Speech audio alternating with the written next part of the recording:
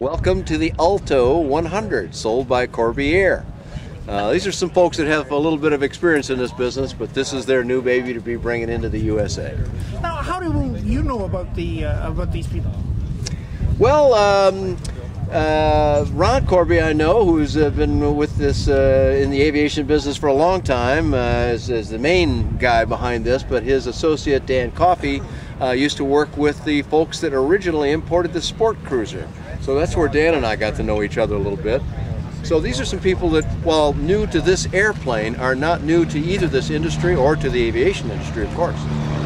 What is some of the background information on this airplane? Well, this is a European-built airplane, but they've done some extra work with it to really kind of Americanize it a lot more than perhaps some of the other ones. Like the last two that we looked at, those are pretty much as they were designed and kind of brought in and used that way.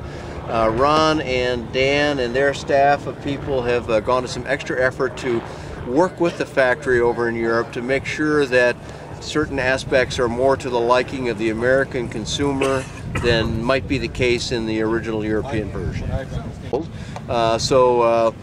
In that way, it makes it an easier service animal, not only for the customer. It's good for the customer, of course. He doesn't have to wait for parts to be flown in from some country way out of vision, but also better for the factory because they can support it more quickly with parts and services that they can get locally as well. So good for the factory, good for the customer, that's good for the industry. Now, this is a low wing, and it looks like it's an all-metal airplane. It's an all-metal airplane. Of course, they all have some various fiberglass component parts like wheel pants and things like that. But all-metal construction, fuel tanks right out here in the wing, easily loading, and a fuel capacity 13.5 gallons per side, so it's 27 gallons of gas, all the fuel you're going to need to fly 5 or 6 hours at least, depending on how you have the power set. And what are they powering it with now? This is powered by the Rotax 912 100 horsepower engine. But the difference about this airplane more than anything else is the sliding canopy. Usually when we see sliding canopies, they go back. This one goes forward, which I actually think is a pretty good idea because anything that happens then is going to kind of bring it back. In case you didn't get it closed all the way, all that's going to happen is it's going to travel aft.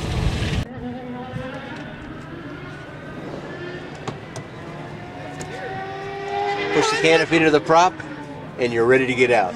I like that. This is, as I said, one of our few sliding canopies that goes forward. In fact, I don't recall another one, to be honest.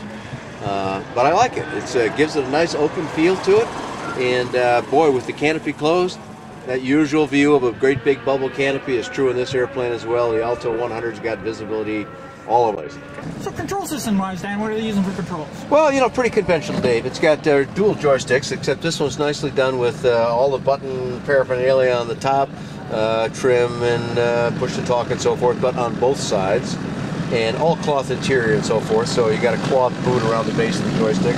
On both sides, it looks exactly the same. So what you see on this side is what you see on that side. So you have toe brakes on your side. Dual rudder pedals, dual toe brakes. Just rise up a little bit, tap the toe brakes. Hydraulic brakes, very nice. Coming up the T center section here, it's a very nice, clean execution. And again, this really feels like a nice roomy cockpit with lots of space in between you. Fuel selector, parking brake, cabin heat, stuff like that. We went over the flaps here just a second ago. They're kind of interesting. I'm not going to move them now because you're near them and I don't want to pinch anything, but the way the flaps works, with this red switch here in the auto mode, which it appears to be in, you just tap the flaps and they'll go down one notch at a time. Tap it again, it goes down to the next notch. Tap it again, it goes down to the bottom. When you come up, if you just press up and hold, in a second or two, the top light, there's a light indicator as well as this nice little graphic display. It'll light, and when that starts to blink, then you can take your hand off and they'll come all the way up the rest of the way as you like. But the auto switch allows you, if you went down to manual, now you can have infinite flaps, meaning that they can be in any position at all, not just one setting, which some people will like for certain conditions at their home field perhaps. And instrument-wise, is this like a standard instrument panel that come with it? Yeah, it looks like a pretty standard instrument panel. They've got a variety of configurations, so no, I guess we can't really say that. But in this airplane here, they've got the single Dynon Skyview. The Skyview is that wonderful system that shows you synthetic vision, so you can see what's out there even when you can't see what's out there.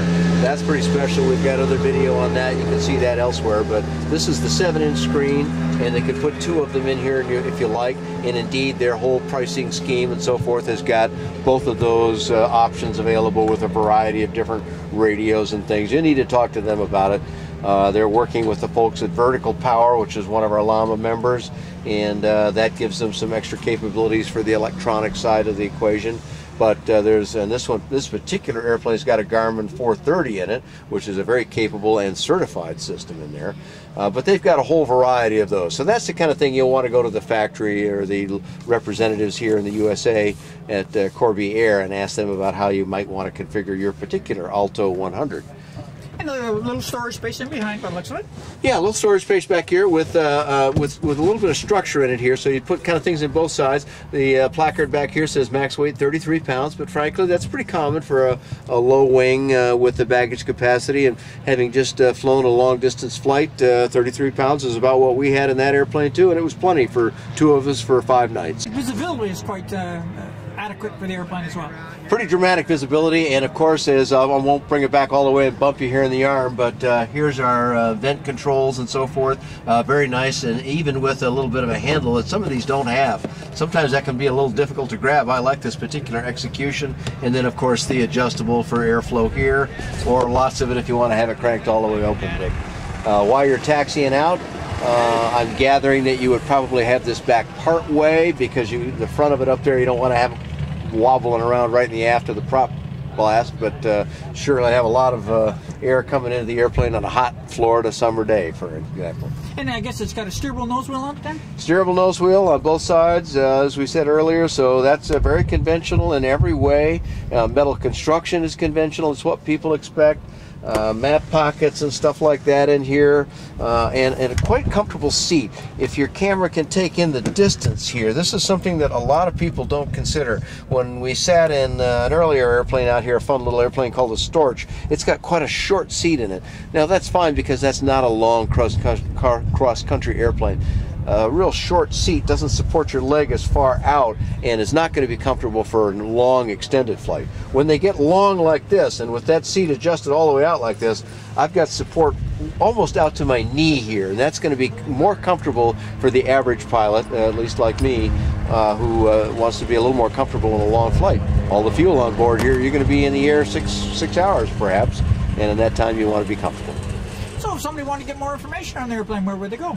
Well, their website's real simple. It's just Fly Alto. Alto is A-L-T-O, so flyalto.com. No dots or dashes. And have you flown this airplane then? I have not flown this airplane because it's brand new to me. I have seen this airplane in Europe. It's not exactly the same as this one as we discussed earlier, but it has been around in Europe for a little while. But I'll look forward to it, and I'll have that on my website at bydanjohnson.com or bydanjohnson.com.